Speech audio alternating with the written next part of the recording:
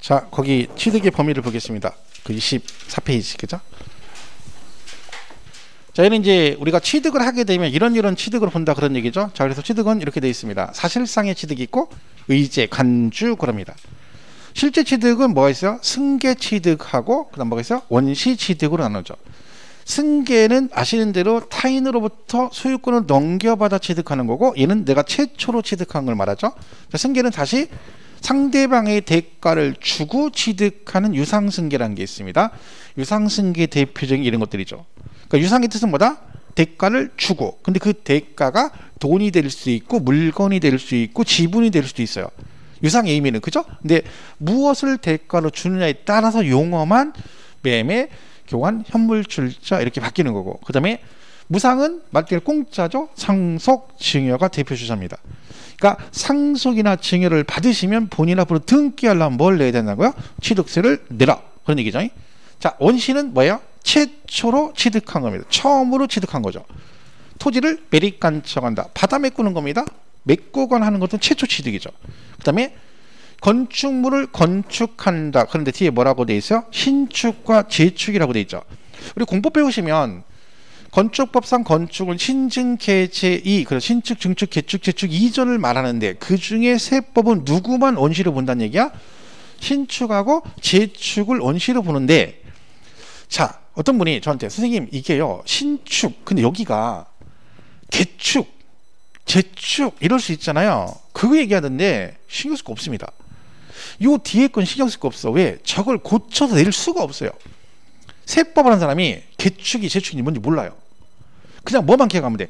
신축은 누가 봐도 원시취득이잖아. 새로 지은 거니까, 그죠? 근데 굳이 얘를 기억하려면 어떻게 기억하면 돼? 신축이 나오면 그 뒤에 똘마니가 하나 따라 나와.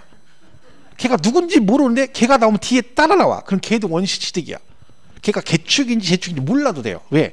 이걸 바꿀 일이 없다니까. 절대적으로 쓸데없는 데 관심 가지고 없어요. 그냥 이건 아는 얘기니까, 아, 신축 나오고 뒤에 뭐 따라 나오면 걔도 같이 뭐다? 원시취득이다. 이렇게만 기억하면 절대 이거가 틀릴 일 없습니다. 그런데 괜히 꽂힐 필요 없고요.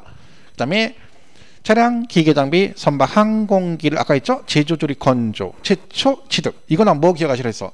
원시취득은 과세하지 않는다.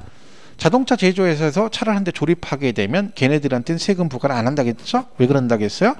거기다가 차값에다가 애들이 세금을 포함해서 팔아버리기 때문에 소비자한테 전가가 되기 때문에 의미가 없다, 그런 뜻입니다. 이걸 다른 표현으로 하면 어떻게 해요?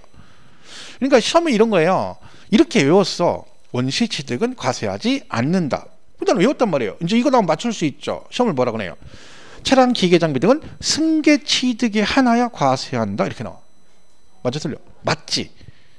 원시 과세 하나니까 승계취득이 하나에 과세한다. 그럼 이제 여러분이 어떻게 해? 아, 원시는 과세하자니까 승계취득이 하나에 과세한다. 하나에 과세. 외웠어. 시험에 또 뭐라고 나와요? 차량, 기계, 장비들은 원시취득이 하나야 과세한다, 이렇게 내. 그럼 틀렸잖아. 근데 뉘앙스는 뭐에 하나야? 오, 맞았어 한 거야.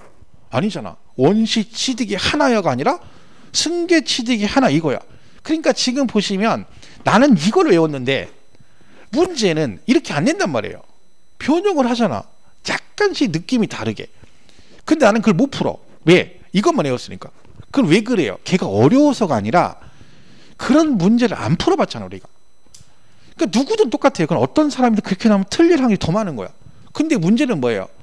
차이가 있는 거지. 나는 틀렸어. 그럼 저는 그걸 보고 다시 정리를 하죠. 해가지고 얘랑 비교를 하는 거지.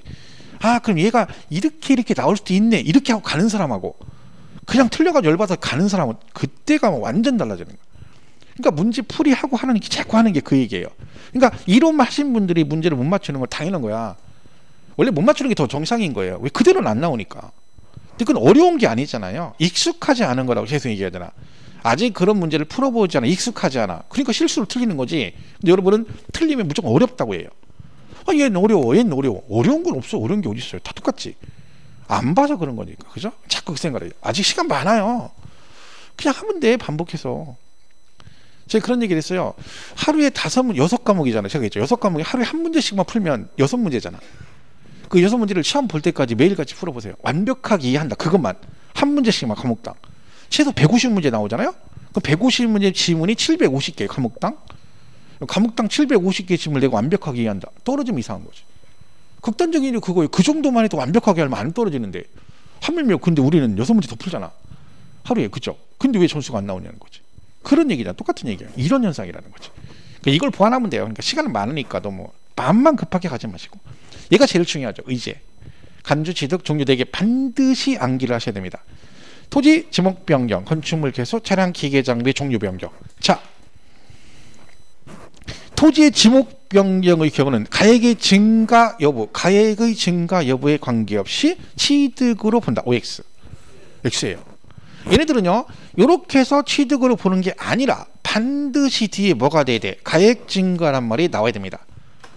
왜 그러겠어요? 얘가 실제로 뭘 산 건 아니잖아요. 근데 나한테 취득세를 또 내란 얘기잖아. 그럼 상식적으로 내가 돈 들여서 지목을 바꿨는데 나한테 남는 게 하나도 없는데 나한테 세금을 또 내래. 그럼 말이 안 되는 거지. 나도 남는 게 있어야 되는 거죠. 네가 지목을 변경했더니 이만큼 금액이 증가됐다는 얘기지. 그럼 이만큼은 취득한 건 아니지만 간주해서 취득세 부과를 한다는 얘기야. 그러니까 반드시 이 말이 나와야 되는 거야. 그럼 보세요. 뒤에 가면 우리 과세 표준을 배운단 말이에요. 그럼 간주 취득, 지목 변경은 과세 표준이 뭡니까? 그럼 뭐예요? 증가한 가액이에요. 왜 그래요? 또 당연한 얘기잖아. 이만큼을 취득으로 간주하니까 이만큼을 과세한다는 얘기지. 그럼 얘가 과세 표준인 거야. 그러니까 뒤에 가면 지목 변경 간주 취득은 가액이 증가하면 증가한 가액을 과세 표준으로 한다. 이렇게 연결되는 거지.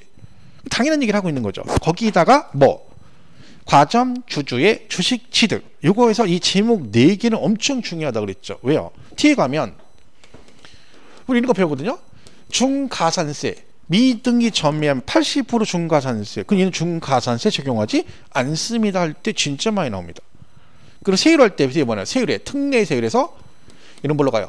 중과 기준 세율 할 때 여기서 이 특례 세율 할 때 이 간주 취득이 정답으로 계속 나옵니다.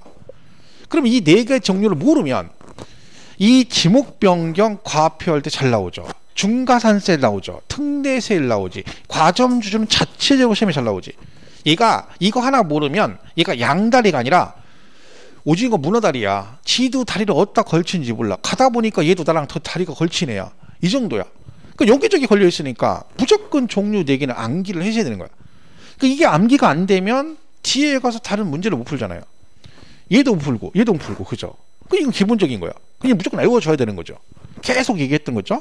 그래서 의제, 얘가 제일 중요합니다. 그래서 이게 취득의 구분인데, 그러면 여기서 이제 이런 식으로 나오겠죠. 예를 들면 쉽게, 그죠? 1번 차량, 기기장, 항공기, 주물의 건전한 선박은 원시 취득에 하나여 납세 의무가 있다. X잖아요. 왜요? 승계 원시는 과세하지 않고 승계 취득에 하나의 과세 납세 의무가 있는 거지. 그건 틀린 거지. 근데 이거를 다 맞추지는 않을 거 아니에요. 정확하게 이해 안 되면 아까처럼 정리를 확실히 해야 되는 거야. 아, 얘는 원래 원시 취득 과세를 안 하고 언제 한다고? 우리가 걔네 승계할 때 과세하는 거야. 근데 얘가 이거를 또 이런 식으로 낼 수 있구나. 이게 시험 볼 때 지문에 섞이면 여러분 이게 확실히 구분 안 됩니다. 그냥 뭐만 기억나. 하나야 거기에 꽂혀가지고 그래. 얘는 승계 취득이 하나에 과세한다 했잖아. 그럼 원시 취득이 하나에 과세한다. 그럼 맞는 것 같아요. 느낌상으로. 시험 볼 땐 특히나. 그럼 이걸 맞다고 그냥 골라버린다니까. 그죠? 그러니까 연습이 많이 돼 있으면 안 틀리지. 근데 어설프면 2% 부족하면 시험 보러 가면 당황하니까 그런 생각이 안 나는 거야. 그럼 실수로 틀리는 거지. 그래서 이런 것 때문에 이제 떨어지게 되는 거야. 한두 개, 3개, 4개, 막 5개 이렇게 되는 거죠. 얘는요. 민법 등 관계 법령에 따른 등기를 하지 아니한 부동산 취득은 사실상 취득하더라도 취득한 거로 볼 수 없다. OX. 이거 진짜 많이 나옵니다. 시험에. 시글에도 나왔고. OX. 등기를 하지 않으면 사실상 취득하더라도 취득한 걸 볼 수 없다. X죠. 왜요? 그래요. 그랬죠. 세법은 뭐래서 등기 등록을 하지 아니한 경우라도 사실상 취득하면 취득한 걸로 본다 그랬잖아. 이런 식으로 문제 한두 번 나오는 게 아니거든요. 이런 건 만약에 나온다 그러면 무조건 맞춰야 되는 문제 중에 하나죠. 그죠? 그럼 그걸 비교해서 아, 얘가 이런 얘기구나. 얘는요. 3번 토지 건축물의 경우 승계 취득의 경우 과세하고 원시 취득은 과세하지 않는다. 그럼 이게 이제 왜 그런 데서 여러분? 그럼 아까 뭐야? 이미지가 있는 거예요. 뭐 아까 차량 기계장 원시는 과세하지 않는데 그게 꽂히는 거지. 틀렸지. 왜? 얘는 승계건 원시건 다 과세입니다. 왜? 부동산이잖아. 아까 걔는 누구야? 차량, 기계, 장비, 선박, 항공기가 그런 거고, 나머지 부동산은 승계건, 원시건, 무상이건, 유상이건, 간주건 다 과세입니다. 그죠? 그러니까 얘는 뭐야?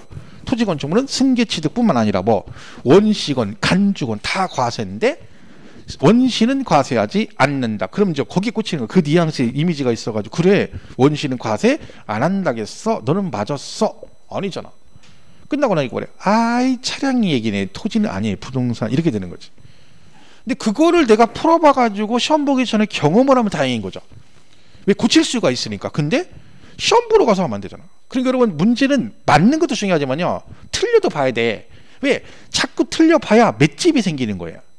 그죠? 그러면 시험 보러 갔을 때 맷집이 생기니까 약간 흔들려도 충분히 문제를 풀 수가 있는데, 안 풀어보면 맷집이 없어. 그러면 시험 보는 당일날 스쳐만 맞아도 쓰러져, 여러분. 그냥 툭 스치면 부르 쓰러져. 그냥 그 문제가 지금 살짝 꼬면 그걸 끝이야. 왜? 맷집이 없으니까. 이게 맷집 쌓는 거잖아 지금. 그 지금 하고 있는 거예요. 그러니까 급하게 갈 게 없다니까. 꾸준히가 중요한 거예요. 꾸준히. 그죠? 잡으시고. 자, 우리 연부취득이란 말이 있습니다. 요거는 이제 개념을 잘 한꺼번에 정리를 하시면 좋죠. 왜냐면 얘가 여러 군데 걸쳐 있으니까. 자, 연부취득이라고 되어 있습니다. 우리가 이게 뭐라겠어요? 이 뜻이 무슨 뜻이에요? 해석하면? 그래요, 이게 나오잖아. 그럼 여러분 이거 공부할 때 그냥 연부취득 외우지 말고, 이게 무슨 뜻이야? 1년에 한 번씩 지불하는 조건으로 취득한다, 그런 얘기죠. 우리가 36개 할부 그러면 나눠내는 거죠. 할부. 그죠? 근데 36개월 할부 그러면 한 달 단위로 나눠서 이런 얘기고, 얘는 연부니까 돈을 어떻게 준다는 거야? 1년에 한 번씩 지불하는 조건으로 취득한다. 이게 연부취득입니다. 그럼 상식적으로 연부취득은 취득한 물건의 가격이 비쌀 때겠죠. 뭐 1억짜리 이런 거 취득하면서 뭐 1년에 2천만 원씩 5년 동안 누가 그렇게 팔겠어요. 그죠? 보통 몇 천억 이런 거 있죠. 뭐 1조짜리 건물을 사는데 36개월 할부한다. 이거 웃기잖아요. 그러니까 어떻게? 1년에 1,000억씩 다 10년간 나눠서, 이런 뜻입니다. 그게 연부취득이에요. 그러면 뭐 금액 큰 거 하면 좀 그러니까 싼 걸로 100억짜리를 취득했는데 5년간 뭔가 했어요. 20억씩 1년에 주는 조건으로 만약에 취득을 하게 된다. 그럼 어떻게 한다는 거야? 얘가 100억을 어떻게 20억, 20억, 20억, 20억 이렇게 준다는 거죠. 나눠서. 그럼 여기서 문제가 뭐냐면, 그럼 이 사람이 5년 후에 돈을 다 주고 나서 본인한테 등기를 해야 되잖아요. 그럼 이때 등기할 때 뭘 내셔야 돼? 취득세. 자, 얘가 100억이면 그런데 아까 1조야. 1조. 10년 동안 1,000억씩 줬어. 오늘 1,000억 다 줬어. 본인 앞으로 등기하셔야 되죠. 취득세는 얼마? 4.6%. 얼마야? 460억이에요. 등기질 한 방에 460억을 내야 돼. 이게 등기를 하겠냐고. 너무 부담스럽잖아. 그래서 어떻게 한다는 거야? 이게 너무 부담스러우니까 세금을 낼 때 얘도 나눠서 걷겠다는 뜻입니다. 그래서 이 20억을 줄 때마다 여기다 어떻게 한다는 거? 세율을 곱해서 세금을 내라, 이런 얘기죠. 그럼 얘는 취득한 날로부터 60일, 취득일로 60일 이렇게 되란 뜻입니다. 5번에 걸쳐서. 이게 연부 취득입니다. 자, 그러면 얘가 취득한 날로부터 60일, 취득일로부터 60일이죠. 그럼 얘는 언제를 취득일로 보느냐? 요 연부금 지급한 날을 취득일로 봅니다. 실제 연부금 돈 준 날. 그러니까 이거는 사실상 연부금 지급일 그런다 했죠. 그러니까 계약서가 아니라 실제 돈 준 날. 오늘 20억을 주었어. 그럼 오늘부터 60일. 내일 주면 내일부터 60일. 그래서 취득 시기가 언제예요? 사실상 연부금 지급일 그런 거. 실제 연부금 지급한 날을 취득일로 본다. 그러니까 이거는요, 독립된 취득으로 보는 거야. 전체가 아니라 하나하나를 각각의 취득으로 봐서, 각각의 취득이니까 돈 줄 때마다 독립해서 60이라는 세금 내고, 내년 내면 또 독립해서 60이라는, 이렇게 되는 얘기죠. 자, 그러면 여기서 취득 시기는 실제 연부금 지급일이죠. 자, 근데 중간에 뭘 해버리면, 등기를 하게 되면 어떻게 되냐? 우리 한 세번 뭐라 해서 항상 등기가 나오면 뭐야? 그날 여기 중간에 등기를 해버렸어. 그죠? 등기했다는 얘기 무슨 얘기야? 상대방이 돈을 다 받았으니까 등기를 넘겨주겠죠. 그럼 등기 치는 순간 나는 뭐야? 이날 한꺼번에 취득한 거로 보는 거지. 중기를 하면.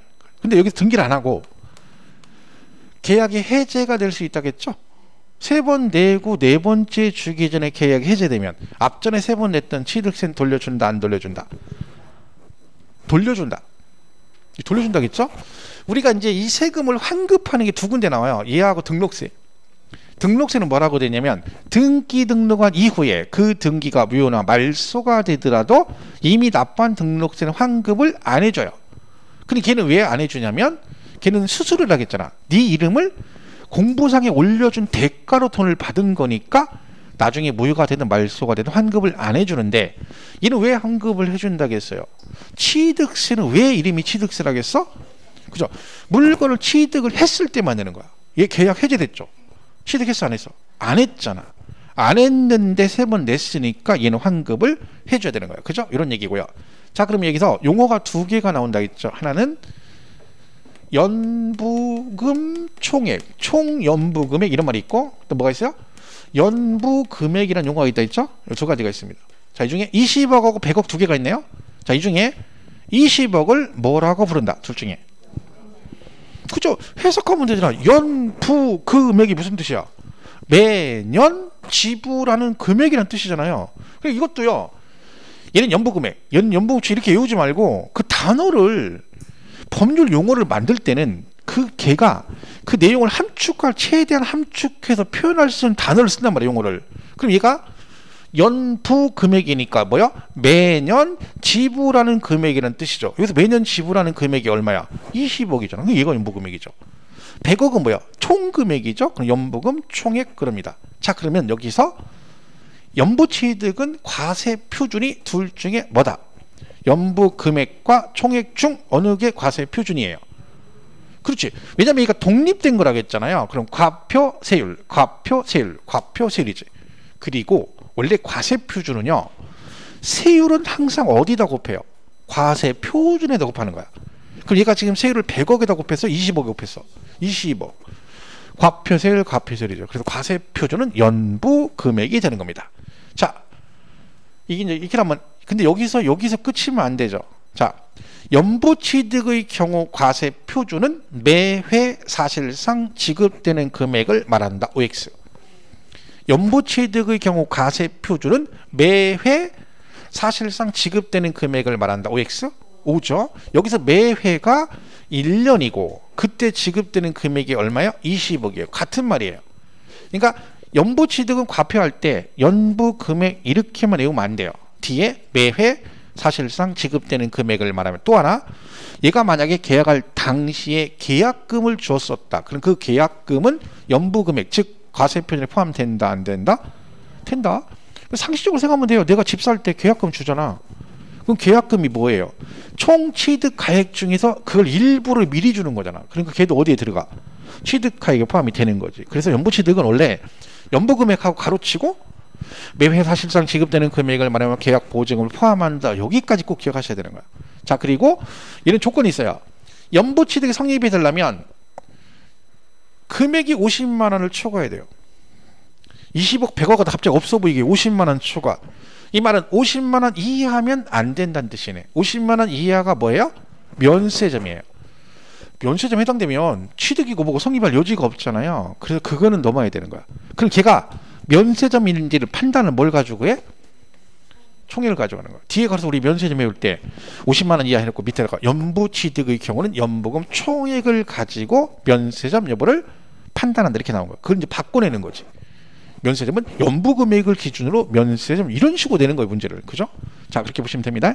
그리고 계약기간 최소 2년 이상해야 됩니다. 왜 2년 이상일까요? 얘도 분할이잖아.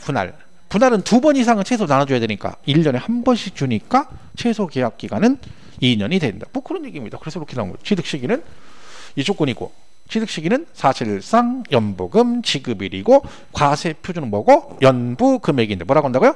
매회 사실상 지급되는 금액 그랬고 연부금, 면세점은 연부금 총액을 가지고 판단하고 그리고 중간에 계약 해지면 이미 납부한 취득세는 돌려준다 안 돌려준다? 돌려준다. 그게 거기 24페이지 있습니다. 24페이지 동그라미 2번 승계취득 밑에 니은번 밑에 연부취득해서 표시해놨죠? 그거 읽어보시면 됩니다. 그죠? 자, 여기서 이제 제일 과점주 중요한 게 이거죠. 과점주주 연부취득. 요거는 시험에 진짜 많이 나왔죠. 뭐 최근에 20 몇 회 때도 단독으로 나왔었고 그 전에도 뭐 계산 문제 내지는 뭐 과세 표준 계산하는 거, 뭐 세율 계산하는 거 여러 건 나왔어요. 그리고 이 중에 지문 하나는 진짜 많이 나옵니다. 껄핏하면 툭툭 나오기 때문에 여긴 잘 정리를 하셔야 돼요. 자, 일단 과점주주야 몇 프로? 50% 초과. 50은 과점주주도 아니다? 아니에요. 굉장히 차이가 엄청난 거예요. 자, 이런 비상장 법인의 주식을 말합니다. 상장 법인은 50% 초과를 못하죠. 그러니까 이런 비상장 법인인데, 자, 처음 있죠? 처음에 자 과점주주. 최초 이제 뭐예요? 처음에 제안한 게 이거죠. 법인 설립 당시 과점주주 이렇게 나와. 그럼 걔는 과세한다 안 한다? 안 한다. 요거는 진짜 많이 나옵니다. 그러니까 내가 최초의 법인을 설립할 때 그때 내가 투자를 해서 뭐가 됐어? 과점주주가 되면 그때는 과세를 하겠다 안 하겠다? 안 하겠다. 취득으로 보지 않습니다. 그래서 이건 진짜 많이 나오니까 꼭 기억하셔야 돼요. 그러니까 만약에 내가 법인을 설립하는데 이 A 법인이라는 애가 부동산 10억짜리를 샀는데 여러분이 여기다 투자해서 지분이 얼마가 됐어? 60%야. 그럼 내가 과점주주잖아요. 원래는 요 60%만큼을 얘가 취득으로 간주해서 얘한테 과세가 되는 거야. 그런데 법인을 설립할 당시의 과점주주는 과세를 하지 않겠다 이 얘기죠. 이거는 뭐 진짜 많이 나온 얘기입니다. 잘 기억하시고. 자, 그 다음에 두 번째가 뭐예요? 최초 과점주주라요. 이건 무슨 뜻이에요? 내가 처음으로 뭐가 됐다는 거예요? 과점주주가 되었다는 얘기지. 그럼 이거 나오면 뭐가 떠올라야 돼요? 전체 이게 떠올라야 되는 거야. 이 공식같이 가야 되는 거야. 그러니까 얘는 공식 같은 거 설립 그러면 과세하지 않는다. 그죠? 최초 그럼 뭐? 전체 이렇게 떠올라야 되는 거야. 공식 같은 거죠. 그러니까 최초로 과점주주가 되면 그 지분 전체를 취득으로 간주한다 치라 했죠? 이렇게 된다 했잖아요. 설립 40%고 추가 24서 얼마가 됐어? 60. 그럼 얼마? 60% 전체를 취득으로 한다. 자, 제차 있죠. 제차는 뭐예요? 제차의 뉘앙스가 뭐예요? 다시 그런 뜻이죠. 그러니까 이게 무슨 뜻이야? 원래 과점주주였었는데 아니었다가 다시 된다. 그럼 얘는 증가분을 과세합니다. 이제 증가분의 문제는 뭐야? 언제하고 비교, 누구랑 비교해서 어느 시점하고 비교하나 그 얘기인데 얘는 그 이전의 과점주주 지분보다 증가분이에요. 이런 얘기죠. 얘가 60이었다가 처분해서 과점주주가 아니었다가 다시 사게 돼서 재차 과점, 그죠?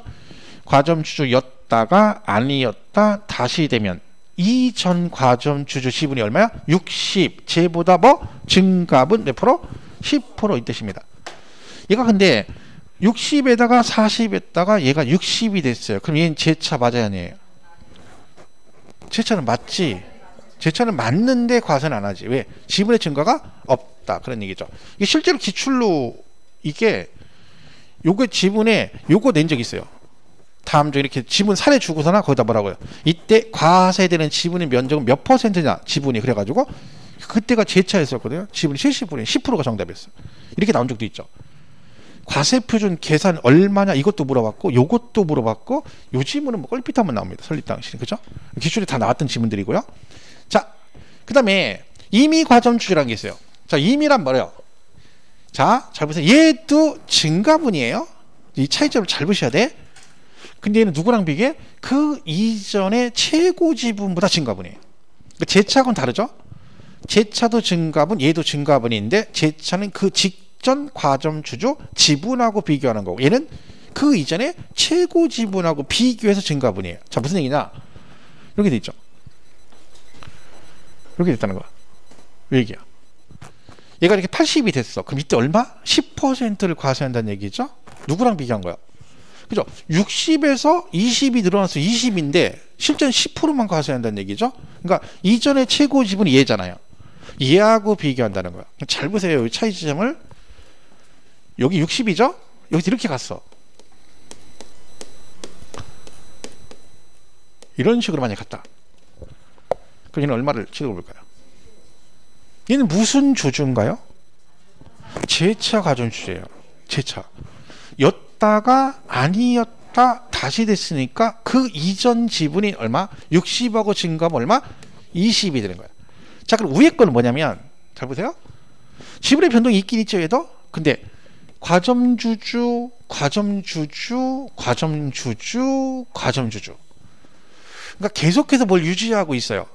과점주주를 유지하고 있는 상태에서 지분이 변동이 되는 거예요. 그러면 내가 그 이전에 그 회사에 70%만큼은 세금을 냈었다는 얘기잖아. 근데 그 밑에서 지분이 왔다 갔다 하는데 그때마다 세금을 또 내라 그러면 안 되잖아요. 그러니까 너는 이미 여기까지 냈으니까 그 다음부터는 언제? 이거보다 증가되었을 때 그 증가분만 과세한다는 얘기입니다. 그래서 얘가 최고 지분 10%고 근데 문제가 나오면 지문에 그냥 이렇게 나옵니다. 이미 과점주주 이렇게 나와요. 지문에. 그럼 그거 보는 순간 아 이미면 증가분 과점주주였다가 이렇게 나와. 그럼 뉘앙스가 재차 설립 당시 그럼 당연히 설립인 거예요. 그죠? 그러면 최초로 이렇게 나와. 그러면 전체 이런 식으로 나오기 때문에 오히려 지문으로 나오면 그렇게 어렵지는 않습니다. 공식 같은 것들이 이게 그죠? 자, 이게 이제 여기까지 기본 세율의 이제 비율에 관한 얘기고요. 자, 여기 보세요. 얘가 지분이 이렇게 늘잖아요. 뭐 이렇게 15% 취득했다 예를 들면 그럼 지분이 늘었죠? 근데 이 지분 증가가 다른 주주 주식을 사가지고 지분이 늘어야 돼. 이 지분이 그죠? 아니면 증자를 통해서 지분이 늘어나요. 증자. 증자가 뭐예요? 우리 들어보셨죠? 유상증자, 무상증자 그 증자. 그게 뭐예요? 주식을 추가 발행하는 자본금을 늘리는 거죠. 그 추가 발행한 주식을 여러분이 사셨어. 이렇게 돼야 돼. 그러면 이게 아닌데도 지분이 늘어나는 경우도 있습니다. 그게 뭐라고 했어요? 감자. 감자가 뭐예요? 제가 말했죠. 그 감자 아니라고. 머릿속에 떠오르는 그 감자 아니라고. 그죠? 감자 넣고 전 부쳐 먹어야 되는데. 우리 와이프가 어제 저녁에 늦게 갔는데 잘 나가니까 자기 늦게 퇴근하니까 이따 자기가 내일 아침에다 내일 저녁 때 전 부쳐줘 그래. 나 짜증나가지고 대답 안 했대. 쫓아왔어. 대답 안 해? 그리고 어제 늦게 제가 수업 끝나고 12시 집에 거의 들어갔거든요. 그래가지고 이제 아침 여기 일찍 와야 되니까 잘 나가는데 막 이렇게 맥주 한잔 먹고 잤는데 누웠는데 갑자기 그러는 거예요. 우리 와이프가 이제 아파서 거실에서 하거든요. 팔 때문에. 그러니까 자기야 왜? 그랬더니 내일 나 야채 좀 부쳐줘. 그 말 듣는 순간 제가 대답을 안 했죠. 왜? 잘 나가고 짜증나게 그냥 밥 먹고 이제 잘 나가는데 내일 아침 뭐 전 부쳐달래. 아무 말도 안 했더니 대답 안 해. 그러는 거예요. 그래서 대답 안 했더니 쫓아왔어. 대답 안 하는 거야? 그래. 아니야. 대답 안 하기는 해줄라겠지. 진짜 열받아가지고 그냥 해줄라겠지. 그래가지고 알았어. 뭐 넣고 해줘? 또 그러고 내 진짜 짜증나가지고 진짜 집에 가면 저녁 때 가서 전 부치게 생겼어 지금. 아까 쉬는 시간에 유튜브 봤죠. 유튜브 어떻게 하면 잔을 바삭바삭하게 부쳐먹는 그거 유튜브 요리 실력이 많이 늘고 있어요 지금 요즘에. 유튜브를 많이 봐가지고. 그렇죠? 요리하는 남자라니까 내가 요리한다니까 요리 본다니까. 그죠? 자, 얘는 뭐야? 총 발행 주식이 1000주인데 내가 600주를 가지고 있어. 그럼 여러분이 60% 지분을 가지고 있는 거잖아요. 그런데 얘가 이 회사에서 감자를 했다는 얘기는요, 거꾸로 지분을 소각하는 거야. 그래서 얘가 총 발행 주식 900주로 바뀌었어. 그래서 나는 얼마를 갖고 있어? 600주. 근데 지분 주식 주자는 똑같은데 지분은 늘었잖아요. 여긴 60%, 여긴 66%잖아. 이런 경우는 뭐다? 취득을 보지 않죠? 뭐 그런 얘기입니다. 자, 그 다음에 얘가 지분이 늘었어요. 그럼 여기서 만약에 얘가요, 만약에 얘가 40이었다가 최초 60이 됐다 쳐봐요. 그럼 60% 책임 진다겠죠. 근데 이 당시 이 A 법인이 10억짜리 부동산을 취득했어. 그럼 얘가 60%니까 얼마? 이거에 6억만큼을 책임을 지는 거죠. 그런데 한 달 있다가 이 A 법인이 또 10억짜리 부동산을 또 샀어. 그럴 수 있죠. 근데 여러분 지분 여전히 몇 프로야? 60%야. 자, 이때는 얼마에 대해서 납세 의무가 있다? 없다. 없어요. 왜? 얘가 무슨 해병대도 아니고 한 번 과점 주주는 영원한 과점 주주다. 너는 무조건 60% 내야 된다. 이건 말이 안 되는 거지. 이때는 최초니까 60% 냈죠. 근데 그 다음에 내 지분이 변동이 없잖아. 근데 얘는 계속 사더라도 나는 내 지분의 변동이 없으면 납세 의무가 있다 없다? 없습니다. 자, 그 다음에 얘가 이 당시 10억에 60% 책임을 진다고 했잖아요. 근데 이 당시 이 법인이 10억짜리 부동산을 신탁을 해놨어. 그러니까 다른 신탁 기관에 맡겨놓은 거지. 그럼 이것도 그 법인 거잖아요. 그러면 여러분 60% 책임질 때 누구도 요 신탁 재산도 같이 취득한 거로 간주합니다. 왜? 저것도 누구 거니까? A 법인 거니까. 그럼 20억의 60%를 취득으로 본다. 이 뜻입니다. 자, 이렇게 되고. 자, 언제만 하가 이 과점주 지분 50, 60, 50 초과란 말은 특수관계인 포함해서 말하는 거예요. 특수관계인. 그럼 예를 들면 여러분하고 제일 특수한 관계가 누구요? 그 왼수 있잖아요. 그죠. 자, 남편 지분이 30%고 와이프 지분이 30%야. 그럼 둘이 특수관계이죠? 합해서 얼마야? 60, 50% 초과했죠? 자, 이렇게 되는 거야. 근데 여기서 뭐가 생긴 거야? 지분의 변동이 생겼어요. 남편 지분이 5%가 되고 부인 지분이 55%가 됐어. 그럼 남편 지분이 갑자기 25%가 줄었죠. 이게 무슨 뜻이에요? 남편이 뭐 했어? 와이프한테 무릎 꿇고 빌어도 해결이 안 되는 중대한 잘못을 한 거지. 그래서 어떻게 한 거예요? 돈으로 해결한 거예요. 그래서 내가 그럼 내 지분의 25%를 줄 테니까 용서해달라 해서 와이프가 25% 받아먹고 용서해 준 거야. 그래서 와이프 지분이 55가 됐어. 과점주주네요. 납세이 있다 없다? 없다. 왜? 집단 내부에서 변동이 생겨도 전체 지분의 변동이 없으면 납세의무가 없습니다. 그죠? 그래서 이게 이제 과점주주에 간 건 다예요. 그죠? 그래서 이제 추가 지분이 이렇게 되는 거지. 법인이 새로운 자산을 취득해도 내 과점주의 주식 비율의 변동이 없으면 과세한다 안 한다? 안 한다. 다른 주주로부터 주식을 취득하거나 증자로 지분이 증가돼야지 감자는 아니다. 그죠? 그리고 해당 법인의 신탁 재산이 있으면 이것도 같이 뭐 한 걸로 본다? 취득한 걸로 본다. 그랬고요. 그 다음에 과점주주 집단 내부에서 주식이 이전되었으나 과점주주 집단에서 총 주식 비율의 변동이 없는 경우는 과세하지 않는다. 이렇게 된 거죠. 이게 이제 기출로 최근에 나온 게 뭐예요? 박스에다가 집어넣고 과점주주 4개 집어넣고 다음 중 취득세가 과세되지 않는 경우 몇 개 이렇게 골라라 이렇게 나온 적이 있어요. 그때 이거 나왔었죠. 요거하고 뭐 했어서요. 법인 설립 시에가 나온 적이 있습니다. 많이 나오는 거니까 이거 정리를 잘 하셔야 되겠죠. 뭐 교재는 거기 24페이지 맨 밑에 4번에 과점주주 해가지고 거기 또 오른쪽 25페이지까지 돼 있죠. 그래서 거기 4번에 보면 50% 초과 나와 있고 24페이지 맨 밑에 그죠? 비상장법인 기업 니은의 법인 설립 나왔죠? 설립하는 순간 취득으로 보지 않는다. 디귿에 최초 나오면 모두 전체 이런 식으로 공식처럼 기억하시면 돼요. 오른쪽 리을에 재차 그럼 뭐 증가분 이미 그러면 증가분 이미는 그 이전 최고 지분하고 비교하는 거고 주의해 보시면 감자로 인한 주식 비율 증가는 취득으로 보지 않고 그죠? 법인이 새로운 자산을 취득해도 과점주주 주식 비율의 변동이 없으면 과세하지 않는다 그랬죠? 그리고 신탁재산도 같이 취득한 거로 보고 그 다음 밑에 집단 내부에서 주식이 변동이 생기더라도 총 주식 비율의 변동이 없으면 납세 의무가 없다. 그죠? 이렇게 되는 거죠. 보시고. 자, 4번의 과세권자는 뭐예요? 취득세는 특강도세니까 과세권자가 누구야? 특강도죠. 특강도. 그죠? 특강도인데 얘가 위임했죠. 위임. 그래서 여기 징수는 시군구에서 위임했습니다. 근데 세금은 여기다 내지만 얘네가 과세권자는 아니죠. 과세권자는 특강도고 징수만 위임한 거죠. 물론 어디는 예외다? 제주도하고 세종시는 예외죠. 걔네들은 지방세가 전체 다 뭐야? 특별자치시세, 특별자치도세에 들어갑니다. 자, 위에 건 뭐 이런 식으로 폴핏하면 나왔으니까 위에 거 뭐야? 법인 설립 시 과점. 설립 나왔어. 그럼 뭐가 떠올라야 돼? 과세하지 않는다. 근데 뭐라고 써요? 취득한 거로 본다. 땡. 이런 건 수도 없이 나온 거예요. 안 틀려야 되래 이런 거는. 그죠? 자, 두 번째. 보유 토지 지목이 전에서 대지로 변경되어 가액이 증가한 경우 취득으로 본다. OX? 오죠? 왜? 가액 증가, 간주, 취득 이렇게 되는 거예요. 그죠? 이렇게 되는 거죠. 이런 식으로 풀면 돼요. 그래서 보시고. 자, 맞는 얘기죠? 자, 그래서 우리가 한번 연습을 해볼 거예요. 이렇게 돼 있어요. 자, 매립간척은 무슨 취득이에요? 원시. 어이구. 매립간척은 원시 취득이고. 매매 교환 현물 출자는 무슨 취득이게요? 승계 취득이죠. 그 중에 무슨 승계? 유상 승계 취득이겠죠. 지목 변경은 뭐예요? 간주 취득이고요. 시유 취득 안 했는데 얘는 원시 취득으로 봅니다. 차량 제조 수리 건조 원시 취득. 건축물 개수 간주 취득이죠.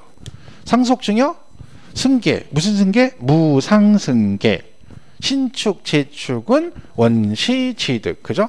차량 등 종류 변경도 간주 취득. 과점주주 간주 취득. 뭐 이렇게 문제 별거 없어요. 그죠? 이렇게 보시면 돼요. 자, 이렇게 해서 정리를 하시면 되겠습니다. 자, 그러면 이제 납세 의무자를 보겠습니다. 한 장 넘어가서 납세 의무자. 뭐 요거는 뭐 작년 시험에 요 관련된 문제가 출제가 돼서 그죠? 올해 나올 확률이 단독으로 나올 확률이 많지는 않습니다. 일단 자, 근데 얘는 일단 기본이 이거죠. 등기 등록을 하지 않았어도 뭘 하시면 사실상 취득하면 취득한 거로 보고 해당 취득 물건의 소유자 또는 누구? 양수인. 양수는 매수죠. 근데 소유자가 내는 경우도 있다는 얘기죠. 자, 소유자는 어떤 경우를 말한다겠죠? 간주 취득. 간주 취득은 실질적 취득자가 없잖아. 그러니까 뭐 변경 시점에 소유자가 세금을 낸다 이런 뜻입니다. 자, 그러면 이제 이거는 이제 공식 같은 거라 여러분. 문제 풀 때 납세 의무자 이건요 공식 같은 게 몇 개 있어요. 주체 구주부란 말이 나오잖아요. 그럼 무조건 얘가 납세 의무자예요. 그러니까 단어를 풀 때 문제 풀 때 뭐 주체 구주부 어쩌고 나왔어. 그럼 무조건 누가 겨? 주체 구주부 취득자가 정답이에요. 이거 아니면 그냥 틀린 거야.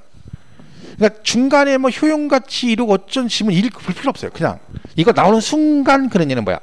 주체 구주부 취득자가 정답인 거예요. 자, 상속을 받았어. 누가 내야 돼 세금? 상속인, 피상속인과 상속인 중 피상속인 그러면 안 된댔죠. 그럼 피 흘리고 돌아가시면 안 된다 그랬죠. 누가 내요? 상속인. 얘는요 똑같이 나와. 얘가 주택조합 등이 누구용으로 조합원용이라고 나온대잖아. 대놓고 조합원 거래잖아. 그럼 누가 내야 돼? 조합원이 내지. 얘가 지저분하게 나면 어떻게 나와요? 지저분하게 나오면 조합원용 외의 이렇게 나와요. 조합원용 외의 부동산. 그럼 조합원께 아니란 얘기잖아. 그럼 누가 내야 돼? 조합이 내야지. 이런 뜻이에요. 조합이 취득하는 부동산 재건축 등을 했는데 그 취득하는 부동산 중에서 조합원 것도 있고 조합원 거 아닌 것도 있다는 얘기잖아. 그 얘기잖아. 그럼 당연히 뭐야? 조합원 건 누가 내고? 조합원이 내고. 조합원 거 아닌 건 조합이 내는 거예요. 그죠? 그 얘기입니다. 지목 변경 등은 간주 취득이니까 소유자 변경 시점에 소유자가 세금을 내는 거고. 자, 얘는 뭐 잘 나오진 않지만 보세요. 차량 등을 대여한대. 그럼 대여업자가 있을 거 아니에요? 그러면 중장비 대여를 하려면 누가 취득을 해야 돼? 대여업자가 취득을 해야죠. 그럼 취득세는 누가 내야 돼? 대여업자가 내야지. 뭐 얘기할 거 뭐 있어요. 그죠? 이거는 뭐냐면 신탁재산입니다. 그러니까 갑이 을한테 재산을 뭐 했어? 신탁을 했어. 얘를 뭐라고 부른다 했죠? 위탁자라예요. 얘를 수탁자라고 그러고. 그럼 얘가 AB 부동산을 가지고 있다가 이렇게 신탁을 하게 되면 자, 이런 얘기죠. 자, 일단 이거 하기 전에 우리 옛날에 배운 거 한번 복습만 해요. 자, 얘가 얘한테 등기가 넘어왔죠. 일단 등기가 넘어온 거죠. 을 앞으로 등기를 한 거지. 취득세 낸다 안 낸다? 취득세. 비과세죠. 탁탁탁 이 탁자 수탁자. 얘는 이 법에 따라 형식적으로 관리만 하니까 비과세. 자, 그러면 넘어갔어요. 자, 그럼 이 신탁 재산은 재산세는 내야 됩니다. 누가 납세 의무자다? 얘가 납세 의무자죠. 명의는 을 앞으로 돼 있는데 실제 주인이 을이니까 갑이니까 올해 작년에 개정된 거라 했죠. 누가요? 위탁자가 납세 의무자가 됩니다. 자, 이거 기억나시는지 모르겠는데 요게 위탁자가 재산세를 내요. 그러다 보니까 뭐가 있어? 얘가 납세 의무자인데 얘가 세금을 체납했어. 그럼 압류로 해야 되죠? 근데 얘 명의의 부동산으로 강제 쟁취를 했는데 그래도 부족하다. 그럼 어떻게 한다? 이 수탁자는 이 신탁 재산으로 요 부족한 세금을 납부할 의무가 있다. 요것도 우리 개정사에는 반드시 기억을 하셔야 되는 거예요. 재산세를 또 설명을 드리겠지만, 자, 갑은 등기를 넘겼죠? 자, 그러면 양도세에서 쟤는 양도다 아니다. 아니다.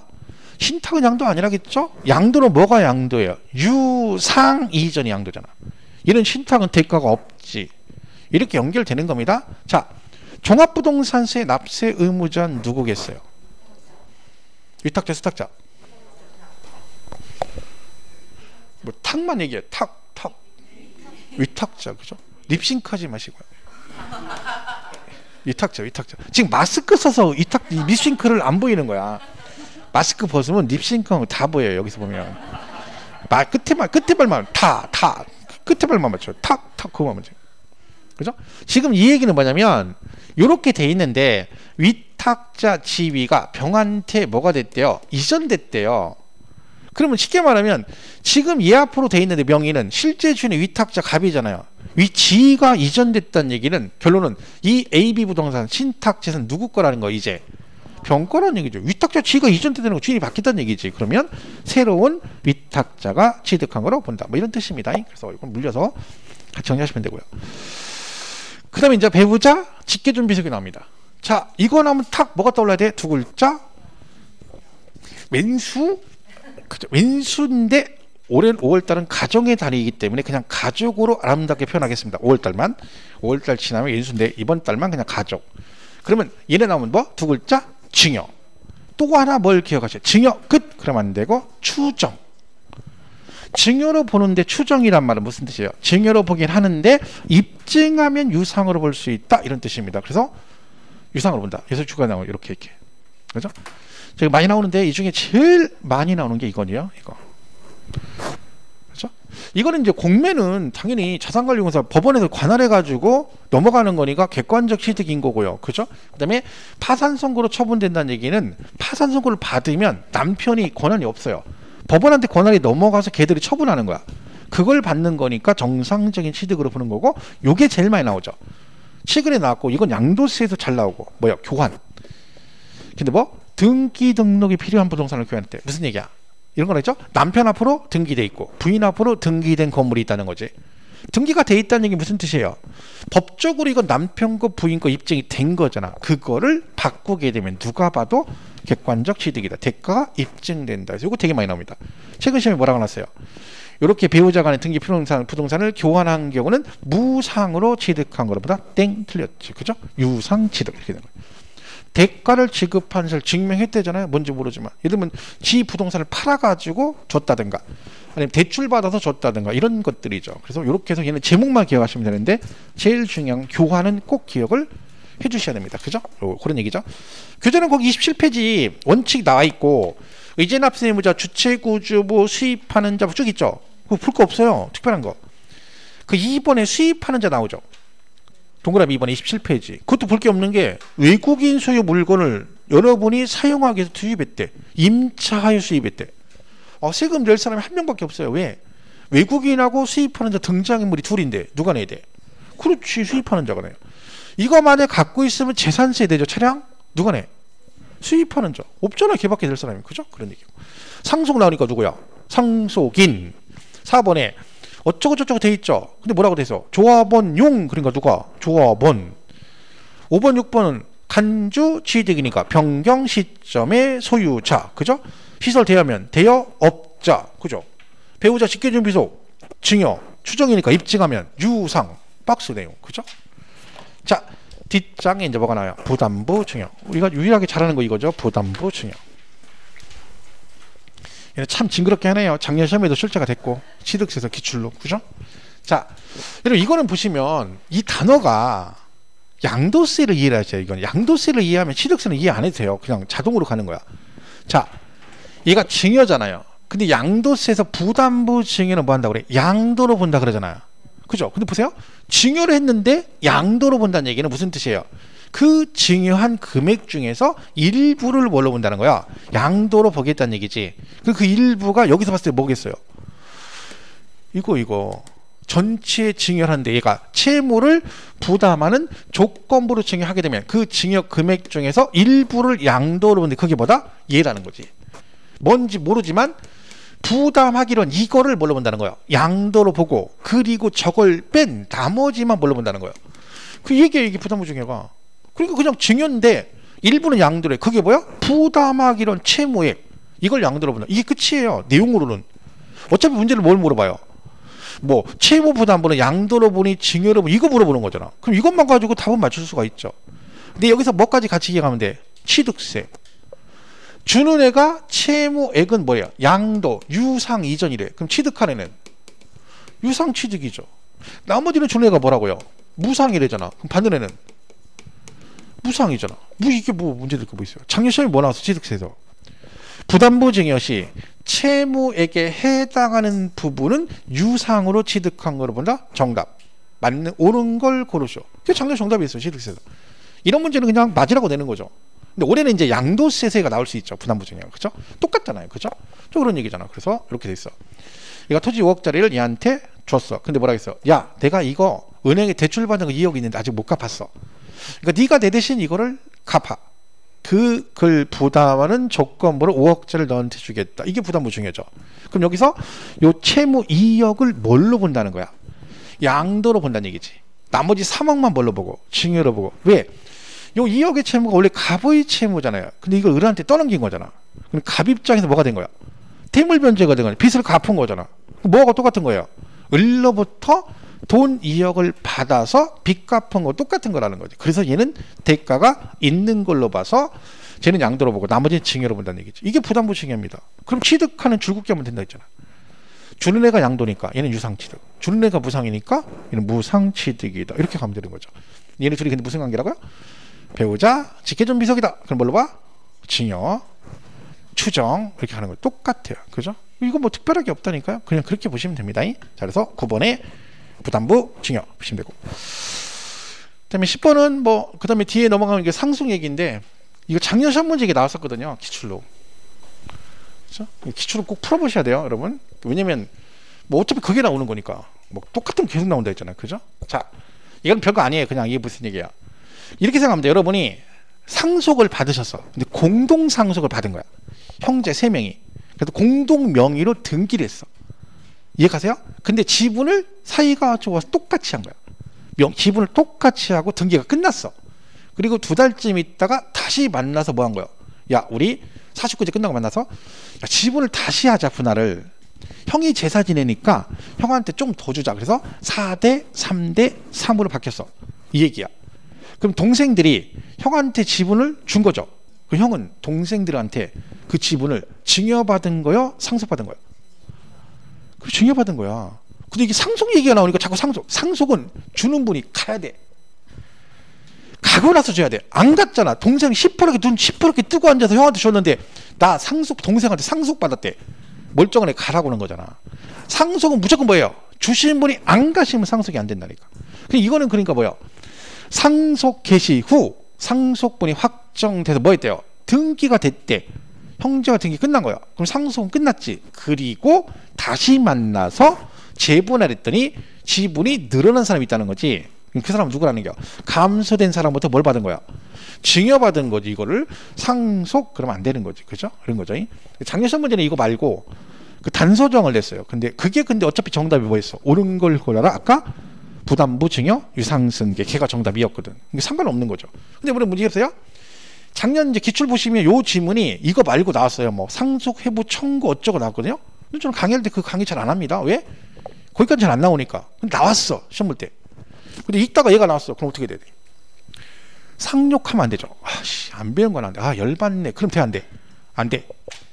시험을 보면 여러분 무조건 여러분은 그런 생각하면 돼. 내가 다 알아야 된다. 아니라겠죠? 모르는 게 나올 수 있고 안 배운 게 나올 수 있어요. 그럼 어떻게 돼? 패스.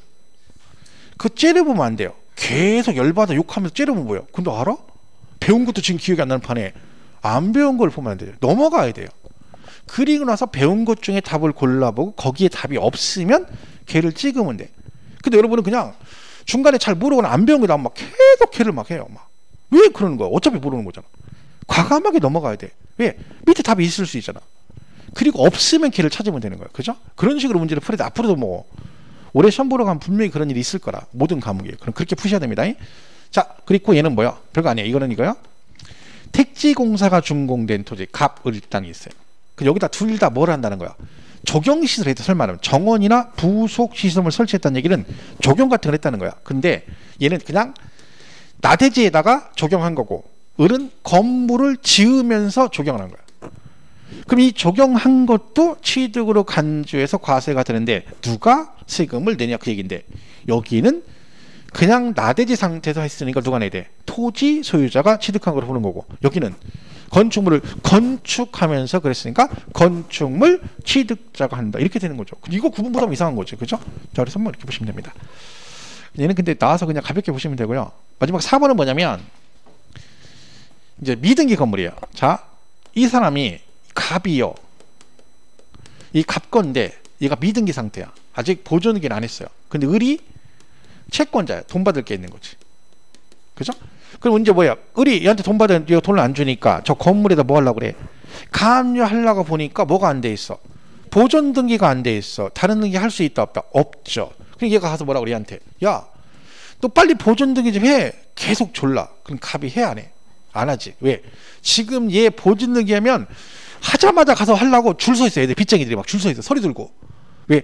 제가 가서 자기가 먼저 하려고 안 하지. 버티는 거야. 얘는 받을 방법이 없는 거지. 그래서 얘가 일렀죠. 누구한테? 여기 가서 일렀어. 법원에 가서 일렀더니 법원에서 얘기를 들어보니까 얘가 나쁜 놈이에요. 그러니까 뭐라고 한다고? 네가 얘 대신 얘 앞으로 뭐라? 등기를 신청해라. 그런 얘기예요. 보존 등기를. 이걸 뭐라고 하냐면 채권자 대위 등기 그럽니다. 말 그대로 뭐야? 채권자가 대신 이 앞으로 등기를 신청한다 그 얘기죠. 자, 그럼 여기서 얘가 등기 신청하죠? 누구 앞으로 등기해요? 이 앞으로 해야지. 얘는 지거 아니잖아. 이 앞으로는 말이 안 되잖아. 이 앞으로 등기하지. 그죠? 그럼 취득세 누가 내야 돼? 갑이 내야 돼. 이 얘기야. 그런데 이게 이제 올해 얘기인데 올해 추가된 내용이에요. 추가된 내용이. 자, 뭐가 있냐면 자, 얘가 법원의 판결로 얘 앞으로 등기를 신청을 해요. 그죠? 그럼 갑이 지 앞으로 등기를 해야 되잖아. 취득세를 내야죠. 취득세 누가 내? 갑이 내야지. 갑이 지 앞으로 등기하니까. 근데 갑이 뭐라고 그래? 돈 없대. 야, 법원에서 하라니까 알았어. 하려고 하더니 갑자기 전화 왔어. 야, 등기 못해. 왜? 나 먹고 죽을라고 돈이 없다. 지금 당장 굶어 죽게 생겨서 세금 관두고. 그럼 얘가 돈 없어 등기 못한대잖아. 방법이 없잖아요. 그럼 의미가 없어. 백날 법원 결정은 뭐해? 얘가 돈이 없다는데.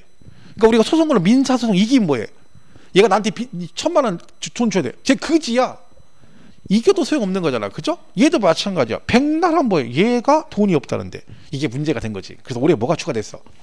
이제는 네가 만약에 등기를 안 하잖아요. 그럼 얘가 지가 세금을 내고 이 앞으로 등기를 할 수 있습니다.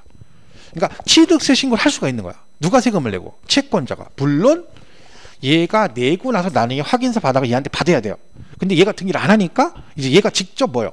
세금도 신고하고 할 수 있다. 이런 규정이 추가됐습니다. 자, 그러면 이제 문제는 뭐예요? 얘가 얘 앞으로 취득세 신고를 해서 돈 내고 그 얘는 당사자인데 얘가 얘기도 안 하고 홀딱 신고해버리면 쟤는 멍 때리고 있다 당하면 안 되잖아요. 그래서 어떻게 돼 있어? 만약에 은평구청에 얘가 취득세 신고가 들어오면 은평구청은 바로 얘한테 뭘 해줘야 돼? 즉시 통보를 해줘야 됩니다. 야, 네 부동산 채권자가 등기 신청 왔어. 취득 신고 들어왔어. 라고 반드시 뭐? 있다가 아니고 즉시 바로 뭐 해야 된다? 통보를 해야 된다. 이렇게 추가된 내용이 있습니다. 여기는 없는데 얘가 등록세에 있어요. 똑같은 얘기라. 그때 요거 보기에서 같이 설명하면 됩니다. 근데 우리 교재는 지금 뭐 있는 거야? 요거 이렇게 등기를 하게 되면 어쨌든 법적 납세 의무자는 누가 된다? 갑이 된다. 그 얘기죠. 이렇게 보시면 됩니다. 뭐 13번은 신탁재산 아까 위탁재 지이졌으면 새로운 위탁자가 취득한 거로 본다. 이렇게 정리를 하시면 되겠어요. 납세 의무자는 오래 나올 확률은 많지는 않지만 그렇죠? 기본적인 사항 부담부정이라든가 이런 건 좀 기억을 해주셔야 됩니다. 자, 여기까지 정리하겠습니다. 하고 다음 주에 30페이지 B과서 있죠? 여기부터 정리를 하도록 하겠습니다. 고생 많으셨고요. 하여튼 뭐 아까 말했듯이 열공을 하셔야 됩니다. 힘드시겠지만 얼마 안 남았어요. 조금만 힘내시면 되니까 고생하시고 다음 주에 뵙겠습니다. 고맙습니다.